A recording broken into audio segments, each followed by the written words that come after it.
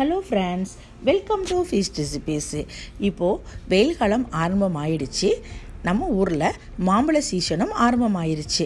நம்ம இந்த மாதிரி கிடைக்கக்கூடிய மாம்பழத்தை வச்சு நம்ம இனிமையான முறையில் நல்ல டெலிஷியஸான சூப்பரான மேங்கோ டெசர்ட் செஞ்சு சாப்பிட்லாம். வாங்க அது எப்படி செய்கிறதுங்கிறத பற்றி பார்க்கலாம். நான் ஒரு 3 பாக்கெட் அளவிற்கு டீ பிஸ்கட் எடுத்துக்கிட்டேங்க. இதை மிக்ஸி ஜாரில் சேர்த்து பவுட்ரு பண்ணி எடுத்துக்கிட்டேன். நல்லா பவுட்ரு பண்ணதை ஒரு பவுலில் சேர்த்துக்கிட்டேங்க. இப்போது இது கூட 50 அல்லது 100 கிராம் அளவிற்கு பட்டரை எடுத்துக்கிட்டேன். அந்த பட்டரை நல்லா மெல்ட் பண்ணிக்கிறணும்.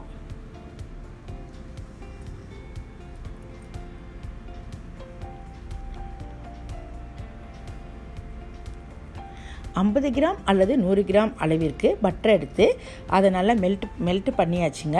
இதை நான் இப்போது ஏற்கனவே நம்ம பவுட்ரு பண்ணி வச்சுருக்கோம் இல்லையா, அந்த பிஸ்கட்டோடு சேர்த்து மிக்ஸ் பண்ணிக்கிறணும். மிக்ஸ் பண்ணி இதை நான் அந்த கிளாஸ் பவுல்லையே சேர்த்து நல்லா நம்மளுக்கு செட் ஆகிறதுக்காக ஒரு டம்ளர் எடுத்து அதை நல்லா நான் செட் பண்ணிகிட்ருக்கேன். இப்போது இதை ஒரு 1 ஹவருக்கு நம்ம ஃப்ரிட்ஜில் வச்சிடலாம். ஃப்ரிட்ஜில் வச்சா இன்னும் நல்லா நம்மளுக்கு செட் ஆகி கொடுக்கும். டெசர்ட் பண்ணுறதுக்கு இது ஃபவுண்டேஷனே இது தான். அடுத்ததாக நல்ல இனிப்பான ஒரு 3 மாம்பழத்தை எடுத்து நல்லா தோலெல்லாம் சீவிட்டு அதில் இருக்கக்கூடிய அந்த மேங்கோ ஃப்ரூட்ஸ் எல்லாத்தையுமே மிக்ஸி ஜாரில் சேர்த்து நல்லா நைஸ் பேஸ்ட்டாக அரைச்சி நான் எடுத்துக்கிட்டேன்.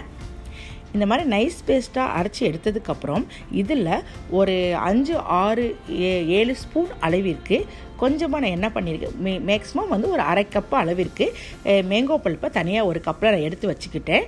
மீதி இருக்கக்கூடிய பல்ப்பில் தான் அரை கப்பு அளவுக்கு காய்ச்சி ஆற வச்ச பாலையும் ஒரு 1/4 கப்பு அளவிற்கு சுகரையும் நான் சேர்த்துக்கிட்டேங்க. சேர்த்து இப்போ இதையும் நல்லா நைஸ் பேஸ்ட்டாக அரைச்சி எடுத்துக்கிட்டேன். இப்போ 2 கப்லேயுமே நம்மளுக்கு மேங்கோ பல்ப்பு இருக்குது.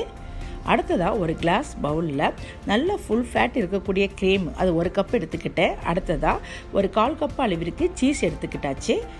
அடுத்து ஒரு 1/4 கப்பு அளவிற்கு கண்டென்ஸ்டு மில்க்கு, ஸ்வீட்டுக்கு நம்மளுக்கு தேவைப்படும். அதுக்காக கண்டென்ஸ்டு மில்க்கையுமே நான் எடுத்துக்கிட்டு இதை 3யுமே நல்லா விஸ்கு வச்சு கலந்து விட்டுட்டு அடுத்ததாக நம்ம பாலும் ஜீனியும் சேர்த்து வச்சுருந்த இந்த மேங்கோ பல்ப்பு இருக்கு இல்லையா, அது 1 கப்பில் எடுத்து வச்சுருக்கோம். அதை தான் நம்ம இது கூட சேர்க்கணும். சேர்த்து இப்போ எல்லாத்தையுமே நல்லா நம்ம கலந்து விட்டு மிக்ஸ் பண்ணிடலாம். இப்போ பாருங்கள், நல்லா ரெடி ஆயிடுச்சு. இந்த கலவை அவ்வளோ டேஸ்ட்டாக நல்லாயிருக்கும்.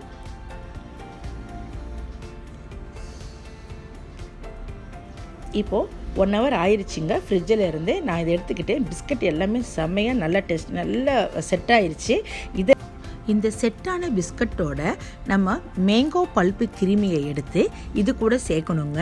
நல்ல ஸ்பேச்சுலால் நல்லா அதை ஸ்ப்ரெட் பண்ணி விட்டுறலாம். அழகாக ஸ்ப்ரெட் பண்ணிட்டோம்னா நல்லா செட் ஆகிரும். திரும்பவும் இதை நம்ம எடுத்து ஃப்ரிட்ஜில் ஒரு 4 to 5 மணி நேரத்துக்கு நம்ம வைக்கணும்.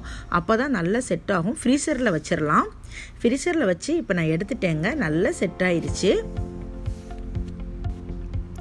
அடுத்த கப்பில் இருக்கக்கூடிய மேங்கோ பல்ப்பை எடுத்து இதில் 1 ஸ்பூனில் எடுத்து நம்ம கொஞ்சம் கொஞ்சமாக அங்கங்கே வச்சுட்டு ஸ்பேச்சுலானால நல்லா ஸ்ப்ரெட் பண்ணி விட்டுறணும்.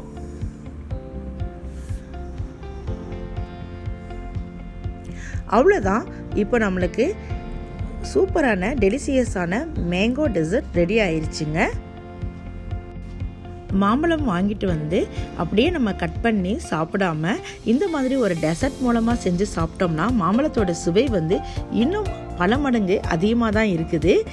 இதே மாதிரி நீங்களும் கண்டிப்பாக செஞ்சு சாப்பிடுங்க. இது உங்கள் வீட்டில் இருக்கக்கூடிய குட்டீஸுங்க எல்லாருமே ஏன் பெரியவங்களே ரொம்ப விரும்பி சாப்பிடக்கூடிய ஒரு டெசர்ட். கண்டிப்பாக இதே மாதிரி செஞ்சு பாருங்க. இப்போ நான் சாப்பிட்டுட்டு சொல்கிறேன்.